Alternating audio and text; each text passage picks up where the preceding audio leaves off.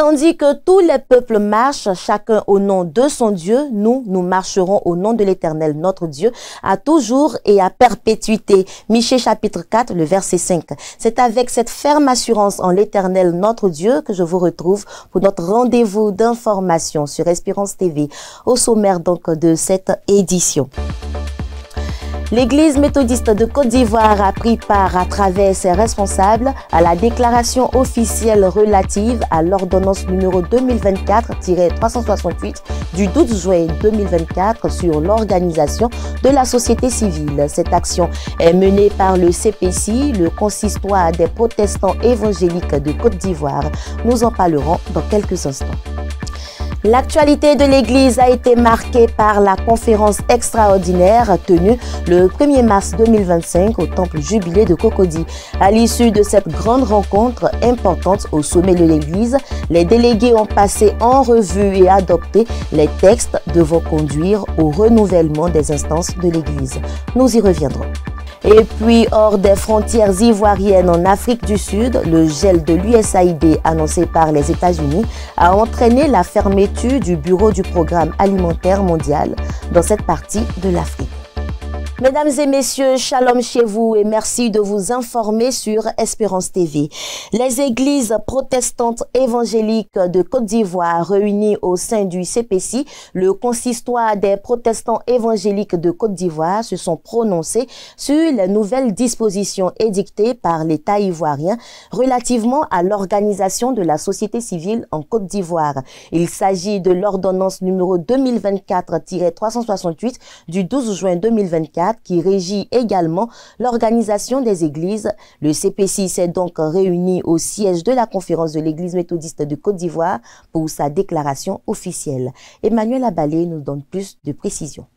L'Église méthodiste de Côte d'Ivoire, la Fédération évangélique de Côte d'Ivoire et le consistoire des protestants évangéliques de Côte d'Ivoire ont tenu un point de presse le mardi 4 mars 2025 au siège de la conférence de l'Église méthodiste de Côte d'Ivoire sur l'ordonnance numéro 2024-368 du 12 juin 2024 relative à l'organisation de la société civile, abrogeant ainsi la loi numéro 60-315 du 21 septembre 1960 qui interdit l'ingérence de l'État dans le fonctionnement interne des organisations religieuses. Le révérend docteur Noël Nguessan, président de la Fédération des églises évangéliques de Côte d'Ivoire, par ailleurs président de l'église CMA, s'est fait le porte-parole de ces institutions religieuses. Pour l'église méthodiste de Côte d'Ivoire, la Fédération évangélique de Côte d'Ivoire et le consistoire des protestants évangéliques, si, après 64 ans, la loi sur les associations a certainement besoin d'un toilettage, cette ordonnance, en certaines de ses dispositions, constitue une grave entrave pour la liberté religieuse en Côte d'Ivoire. C'est le lieu de rappeler que la liberté religieuse est un droit fondamental universel. Oui, nous disons bien un droit fondamental universel pour la dignité humaine, tant pour l'individu que pour les communautés religieuses. Et il ne faut pas toucher à tout ce qui est fondement. C'est pourquoi il faut éviter de céder à toute tentation de porter atteinte à ce droit ou de le restreindre. Et ce, d'autant plus que ce droit, au-delà des instruments internationaux, est consacré par la Constitution ivoirienne, notre loi fondamentale. Eu égard à la Charte africaine des droits des peuples et sachant le rôle important des communautés religieuses dans le processus de paix en Côte d'Ivoire, ces institutions chrétiennes souhaitent l'Église méthodiste de Côte d'Ivoire, la Fédération évangélique de Côte d'Ivoire et le consistoire des protestants évangéliques invitent donc les pouvoirs publics et les élus de la nation à aller plutôt dans le sens d'un projet de loi consensuel. Parallélisme des formes oblige, qui maintiennent et renforcent la liberté religieuse en Côte d'Ivoire, la réputation et l'image de notre cher pays, la Côte d'Ivoire, en dépend. Au terme de cette déclaration, l'Église méthodiste de Côte d'Ivoire, la Fédération évangélique de Côte d'Ivoire, en abrégé FECI, et le Consistoire des protestants évangéliques de Côte d'Ivoire, en abrégé CPCI, invitent les chrétiens de toute dénomination à redoubler dans la prière pour la paix en Côte d'Ivoire et la normalisation de cette situation. Je vous le disais en titre, l'Église méthodiste de Côte d'Ivoire s'est réunie en conférence extraordinaire le samedi 1er mars 2025 avec pour objet la révision et l'adoption des textes électifs de l'Église. Ce sont donc les textes qui vont conduire au renouvellement des instances de l'Église le 15 mars prochain. Raphaël Dompé nous fait revivre les temps forts de cette rencontre. Ce sont 243 pasteurs et 185 laïcs de l'Église méthodiste de Côte d'Ivoire qui ont marqué leur présence effective cette session extraordinaire de la conférence du 1er mars 2025 au jubilé de Cocody. Celle-ci a été présidée par le bishop Dr Benjamin Boni, président de l'Église méthodiste de Côte d'Ivoire. L'objectif, l'analyse et l'adoption des textes électifs du nouveau bishop et du nouveau président national des laïcs. Les travaux ont débuté par une dévotion portée par le révérend pasteur Beken Didier Kokobé, président du mouvement Réveil, Évangélisation et Croissance de l'Église méthodiste de Côte d'Ivoire. L'Église qui exhorte à la transformation par le renouvellement de l'intelligence afin de discerner quelle est la volonté de Dieu selon Romains 12, 2, semble avoir peur du renouvellement générationnel, semble avoir peur du saut dans l'inconnu divin. Elle a donc obligation de choisir ses deux premiers responsables dans un climat de cohésion sociale pour maintenir son statut de porte-flambeau spirituel dans cette nation qui va à pas chancelant vers l'élection présidentielle d'octobre prochain. Avant de mettre à la disposition de l'Église le fruit de leurs réflexions, le très révérend professeur Nyagne Marcel Tata, nouveau président du comité des textes, et son équipe ont été présentés à la conférence. C'est une équipe forte de 28 membres, dont 13 pasteurs et 15 laïcs. Les travaux du comité des textes ont été dirigés par le secrétaire de la conférence et le bishop lui-même. À deux reprises, nous a fait l'honneur de nous visiter pour s'informer de l'évolution des travaux en nous prodiguant des conseils utiles. Le projet de texte que nous vous présentons aujourd'hui est le fruit du travail du comité ad hoc renforcé par la présence de 12 pasteurs cooptés par le bureau de la conférence. Nous tirons les enseignements et adaptons nos textes de façon consensuelle, convaincus que nous sommes de la richesse de notre histoire et de notre tradition en termes d'atouts et d'opportunités en tant qu'Église centenaire. Reconnaissant la pleine responsabilité et la pleine liberté face à des contingences qui auraient spirituellement tiré notre Église vers le bas, et conscient de sa dynamique marche engagée vers le royaume, le comité ad hoc des textes met à la disposition de l'Église des textes qui se veulent la somme de tous ses vécus de foi et de fidélité au service du Seigneur et de son Église. Il est bon de rappeler que les statuts, textes fondateurs de l'Église, ont été adoptés et déposés au ministère de l'Intérieur. Les règlements généraux viennent naturellement compléter et préciser les statuts. C'est un texte qui comprend 35 articles, dont 12 sont consacrés aux conditions d'élection du président de l'Église et 6 à la discipline du président de l'Église, quand 14 articles sont consacrés aux conditions d'élection du président national des laïcs et 3 à la discipline du président national des laïcs.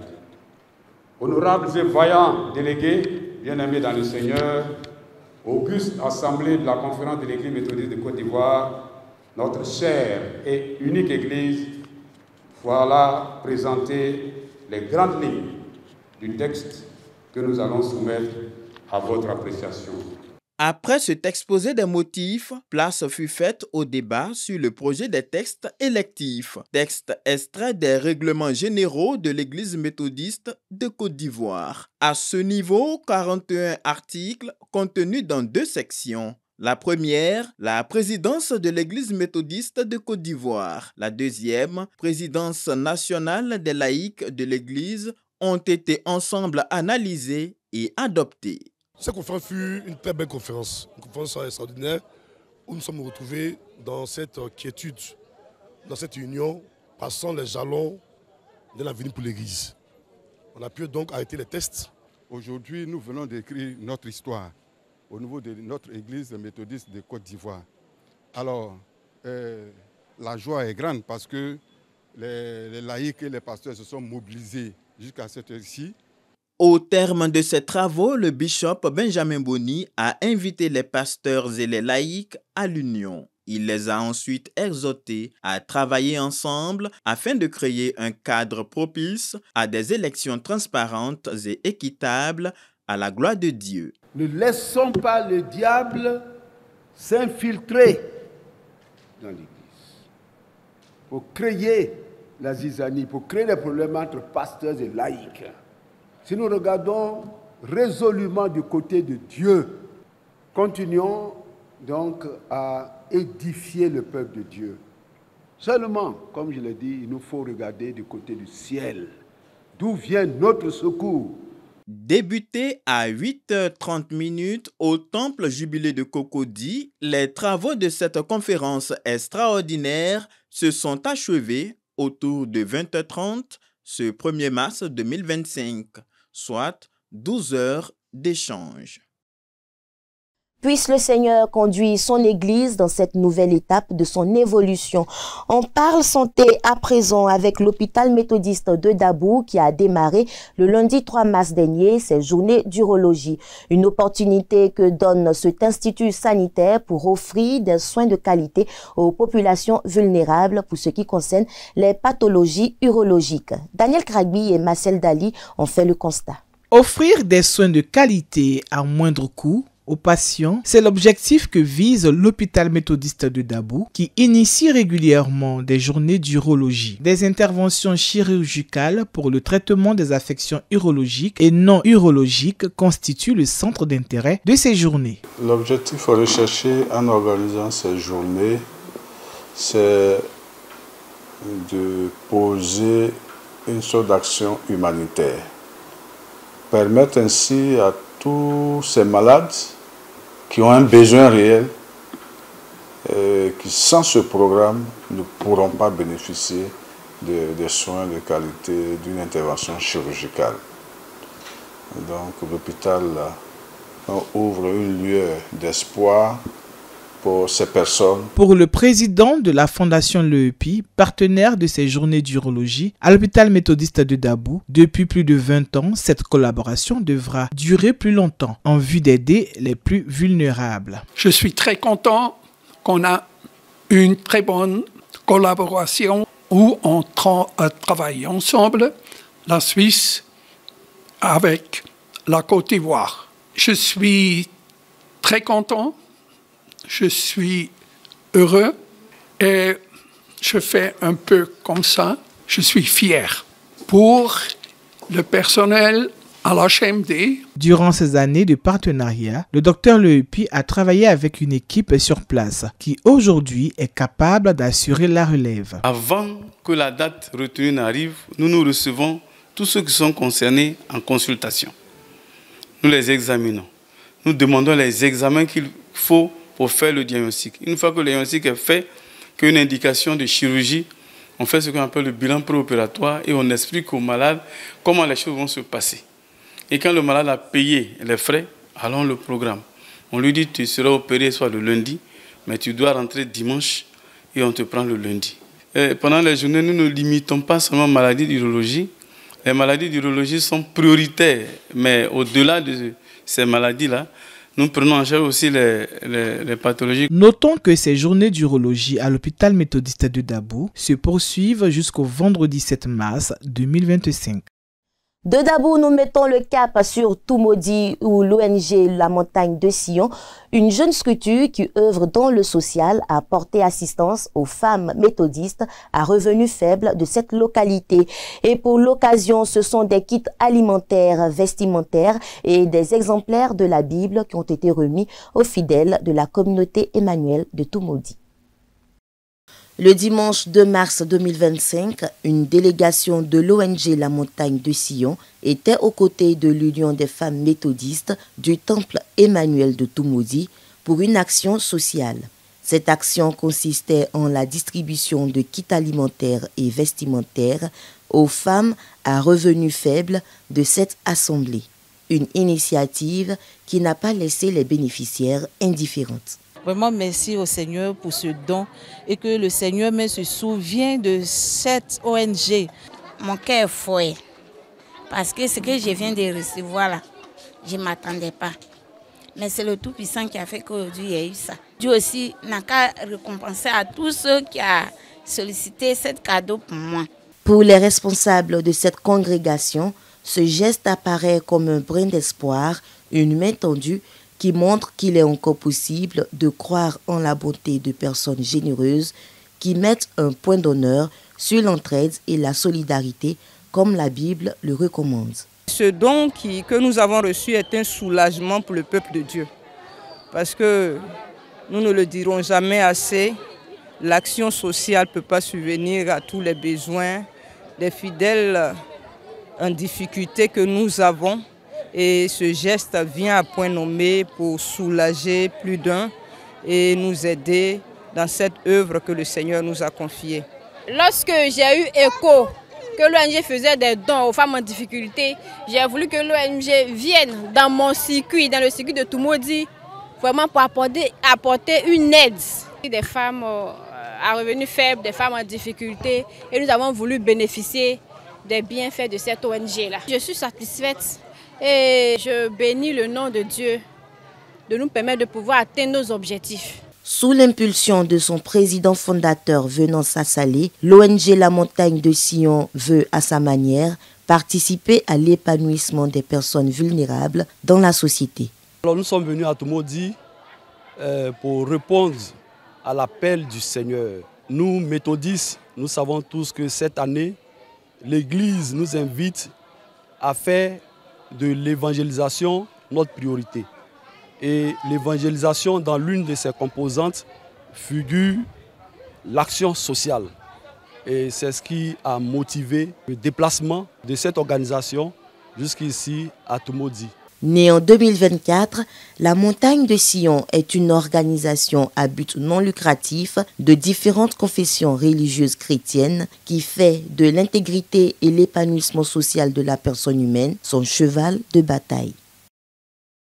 Du 28 février au 2 mars 2025, les époux et épouses des pasteurs de l'Église méthodiste de Côte d'Ivoire se sont retrouvés pour une retraite spirituelle. Ce programme, qui est une activité annuelle, a été un moment riche en prière et en adoration, comme le témoigne ce reportage d'Aristide Esmel, commenté par Raphaël Dompi. Mature, j'évangélise en tout temps et en tout lieu. C'est le thème central de la retraite spirituelle cette année de l'Union des épouses et époux des pasteurs de l'Église méthodiste de Côte d'Ivoire. Une rencontre meublée par une série d'enseignements sur le bien-être familial. Cette initiative intervient afin de rappeler aux conjoints leur rôle au sein du couple et du foyer. Nous croyons que du début jusqu'à la fin, les conseils, les enseignements qu'il fallait pour aller perpétuer ou alors se mettre en branle si c'est la première fois, nous ont été prodigués et que ceux qui ont écouté iront désormais pour la mission que Dieu nous a confiée. Plus de 77 membres de cette organisation ont été enseignés sur l'importance de la prière et l'éducation au sein de la famille. Une rencontre qui renforce les liens entre les participants.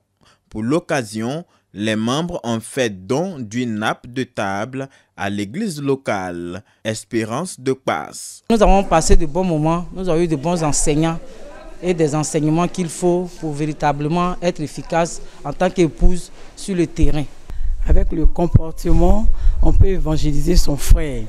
Donc nous, en tant qu'épouses de pasteurs, aux côtés de nos maris, nous devons, par notre comportement, notre manière de faire, apporter l'évangile à nos frères et sœurs. Au cours du culte de clôture de leurs activités, la révérende Lydie Seri a exhorté ses sœurs à mener des actions en conformité avec la parole de Dieu, afin de garantir pour elles le royaume des cieux, selon l'évangile de Jean chapitre 2, versets 24 à 25.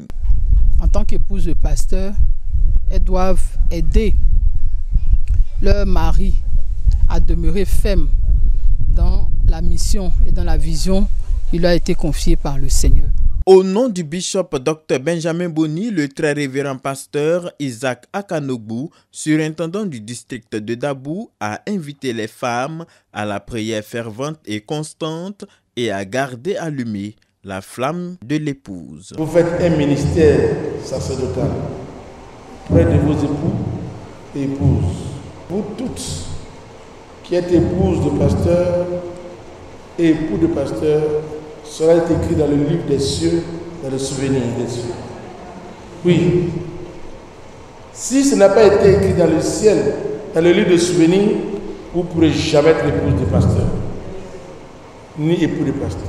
Au-delà de cet aspect spirituel, les femmes ont été renseignées médicalement avec des conseils pratiques sur la sexualité et la ménopause.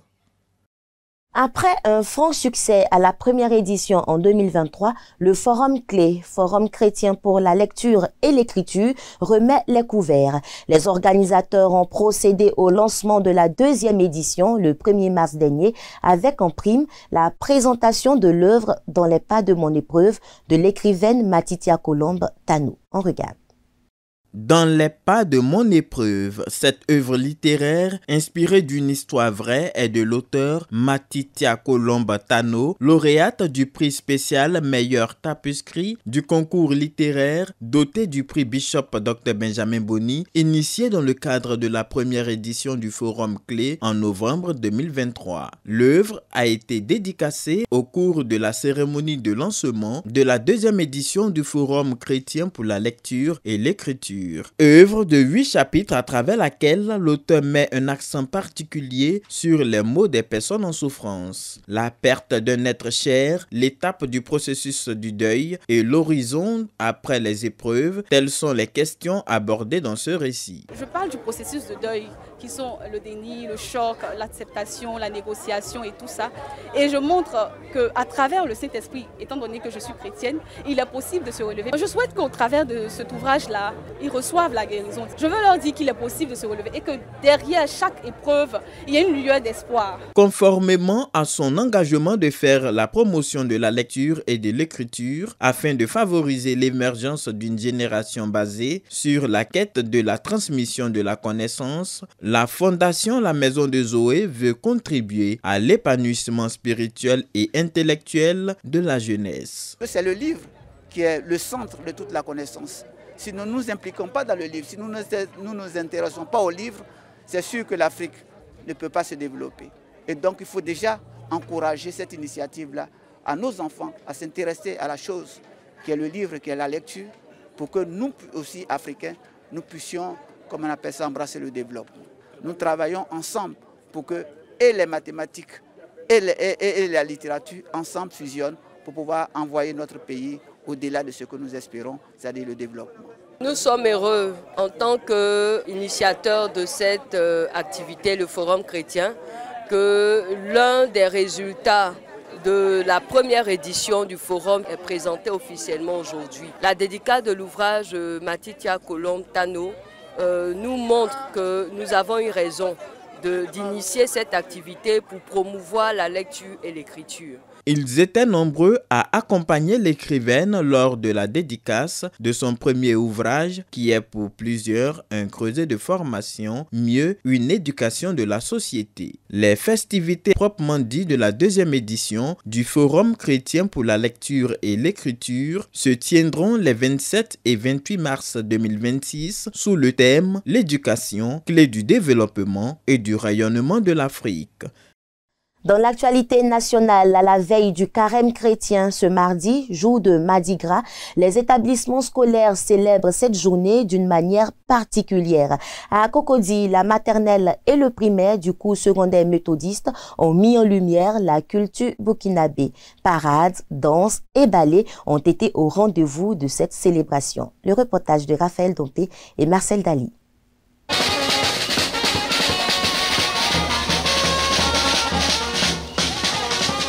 Le Burkina Faso, pays frontalier de la Côte d'Ivoire, a été à l'honneur lors de l'édition 2025 du Mardi Gras. C'est une initiative du groupe scolaire maternel et primaire méthodiste de Cocody. Le pays des hommes intègres a été représenté dans toute sa diversité culturelle. Chants, danse, chorégraphie et sketch, exposition des mets culinaires ont été au menu de cette rencontre. Tout ceci afin de partager aux élèves certaines valeurs. J'ai trouvé que la fête était bien. J'ai aimé les danses et la présentation des pagnes était bonne. Parce que représenter la culture des autres, c'est bien. J'ai appris que l'ancien nom du Burkina Faso était la Haute-Volta. L'école méthodiste est une très bonne école et aussi ils savent très bien s'organiser. Par exemple, le Mardi Gras. Et aussi, le Mardi Gras est très chic. J'ai trouvé ça bien, c'était chic, les ballets étaient chics, ils ont montré les traditions du Burkina Faso. C'était cool, j'ai appris beaucoup de choses, les traditions, les cultures, leurs habits, etc. Je retiens que le Burkina est un peuple très accueillant. Je vais aller au Burkina parce que j'aime leur nourriture, j'aime leur culture, leurs habits. J'aime leur ville, ils ont un très beau pays. Le drapeau, les différents sites touristiques, les présidents qui se sont succédés à la tête de ce pays frère ont été présentés aux parents et aux enfants de cette école méthodiste. Ce qui est intéressant cette année que nous sommes en train de faire connaître à la Côte d'Ivoire, c'est la représentation du Burkina Faso à notre Mardi Gras. Il est notre voisin immédiat. Et il est vraiment riche en culture. Nous avons mis en exergue aussi le côté danse traditionnelle des sites touristiques du Burkina. Touchée par cette marque de sympathie, la délégation burkinabé présente à cette cérémonie a félicité les organisateurs pour cette ingénieuse idée. Quelle fierté! Quand nous sommes arrivés, on se sent au Burkina. Alors vraiment, ça nous fait vraiment plaisir. Ce genre d'exemple-là, alors ça n'est pas raté. Alors nous prions bon Dieu de veiller sur votre école, qu'elle garde vos encadreurs, qu'elle vous bénisse et surtout que le Mardi Gras vous porte beaucoup de bonnes choses dans votre établissement. En plus des classes du primaire, ce groupe scolaire comporte une crèche et une garderie. Mardi Gras, faut-il le savoir, a lieu la veille du carême chrétien. Vivement, la prochaine édition est attendue en 2026. À Koumassi, les tout-petits du centre de la petite enfance de Koumassi 05 étaient aux couleurs du Mardi Gras également. Sous le thème Alliance interethnique, facteur d'unité et de cohésion, les enfants du centre Les Rosés ont mis en exergue les peuples d'Ida, Sénoufo, Guéré et bien d'autres communautés. Plus de détails avec Guy Aloka dans ce reportage. Plus de 60 enfants issus du centre de protection de la petite enfance, Les Rosés de Koumassi 05, ont célébré cette année Mardi Gras sous le signe de l'unité et de la diversité culturelle. Placé sous le thème Alliance interethnique, facteur d'unité et de cohésion. Dida, Sénoufo, Guéré, Kroumen et Adikou sont les peuples représentés au cours des festivités. À travers des costumes traditionnels, les danses et des chants, les enfants ont exploré et célébré les spécificités culturelles de ces groupes ethniques créant ainsi un cadre de découverte et de partage. La directrice du centre a souligné l'importance de ces activités culturelles dans le développement de notre nation. Comme le thème le dit cette année, c'est l'alliance interethnique, la cohésion, l'unité et la fraternité. Donc l'alliance n'est pas une affaire de guerre, mais l'alliance c'est l'amour. L'alliance c'est aimer son frère, c'est aimer sa sœur. Cette initiative vise à renforcer l'esprit de fraternité entre les enfants en leur enseignant les valeurs d'acceptation, de tolérance et de cohésion essentielles pour un avenir harmonieux dans notre société multiculturelle. L'un des moments les plus marquants de cette célébration a été la salutation fraternelle ethnique où les enfants ont échangé les salutations spécifiques aux différentes cultures représentées. Ce geste symbolique a permis de souligner l'importance des traditions tout en favorisant le respect mutuel. Les Dida ont salué les Kroumen en disant bonjour mon frère, comment tu vas? Faisons la paix, que Dieu bénisse la Côte d'Ivoire. Donc les Kroumen aussi vont faire pareil en Kroumen. On va saluer les Dida également en Kroumen. Ayo, ayo, Nandineyo wa, ayo kaka kaka. Oh, Dineo, nous sois blessés à Dieu. On va dire bonjour mon frère, bonjour ma soeur en Sénoufo. Tchengo Namien fort. Allez, on y va. Que Dieu bénisse la Côte d'Ivoire. La caravane, riche en couleurs et en émotions, a été un véritable succès, marquant une étape importante dans l'éducation culturelle des enfants, tout en leur offrant une expérience éducative et ludique qu'ils ne sont pas prêts d'oublier. Hors de nos frontières, en Afrique du Sud, depuis le gel de l'USAID, l'Agence américaine pour le développement international, annoncé par l'administration Trump, le programme alimentaire mondial ne pouvant plus faire face aux contraintes financières, se voit obligé de fermer ses bureaux dans cette partie du continent. Le programme alimentaire mondial des Nations Unies contraint de fermer ses bureaux en Afrique du Sud.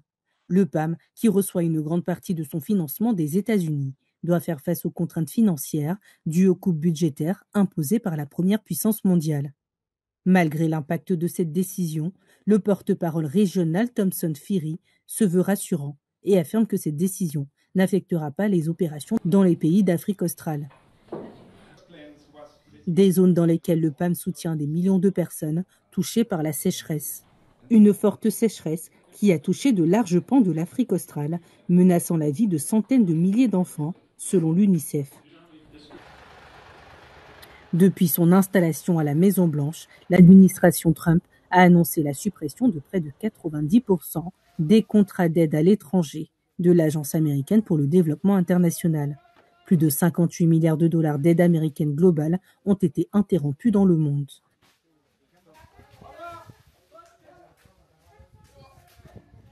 Et voilà, c'est ici la fin de cette édition. Merci pour votre aimable attention.